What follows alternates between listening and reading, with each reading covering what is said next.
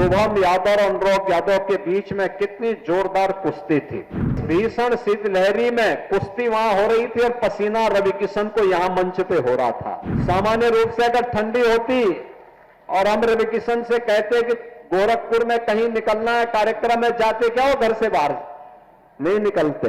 मुझे बहुत अच्छा लगा कि 5 खेलों को, कबड्डी, कुश्ती, वॉलीबॉल, एथलेटिक्स और जूडो को सब जूनियर और सीनियर श्रेणियों में बालक और बालिकाओं के वर्ग में इन प्रतियोगिताओं को गोरखपुर नगर विधानसभा क्षेत्र में आयोजित किया है।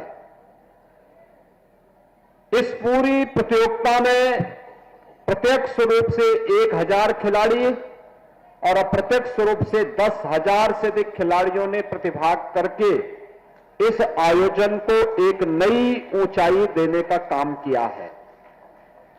और इसलिए आज जब समापन पे इन 2 प्रतियोगिताओं को मैंने स्वयं देखा है, कुश्ती की प्रतियोगिता फाइनल में शुभम यादव और अनुराग यादव के बीच में कितनी जोरदार कुश्ती थी। यानी इस भीषण शीतलहरी में कुश्ती वहां हो रही थी और पसीना रवि किशन को यहां मंच पे हो रहा था। ऐसे ही कबड्डी प्रतियोगिता में मैं देख रहा था, रीजनल स्पोर्ट्स स्टेडियम और नीना थापा के बीच में कितनी अच्छी प्रतिस्पर्धा चल रही थी। ये खेल कूद ही है जो सम और विषम परिस्थितियों में मनोरंजन भी करता है, हमें शारीरिक, मानसिक और बौद्धिक रूप से चुस्त दुरुस्त बनाने में भी जिसकी बड़ी भूमिका होती है।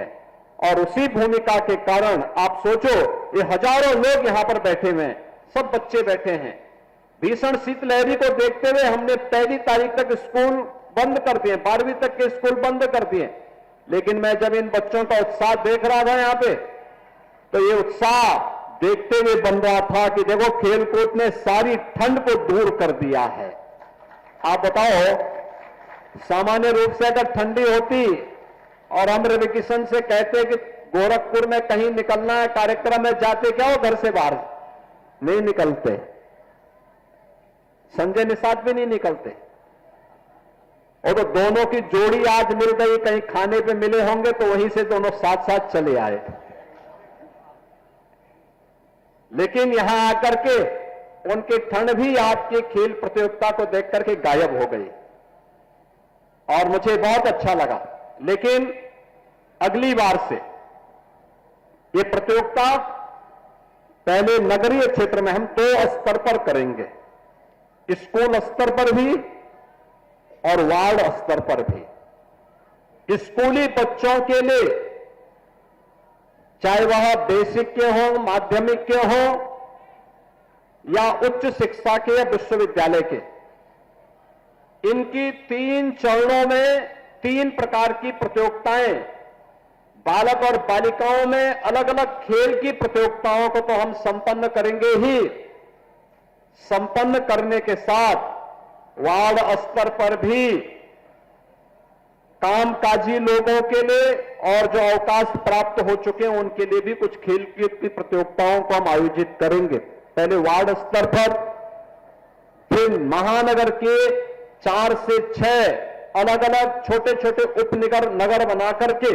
उस स्तर पर, और फिर महानगर स्तर पर इस पूरी प्रतियोगिता को हम आयोजित करेंगे। और उन सभी प्रतिभागी खिलाड़ियों को और पुरस्कार प्राप्त करने वाले खिलाड़ियों को फिर बड़े समारोह में उन्हें सम्मानित करने का काम भी किया जाएगा।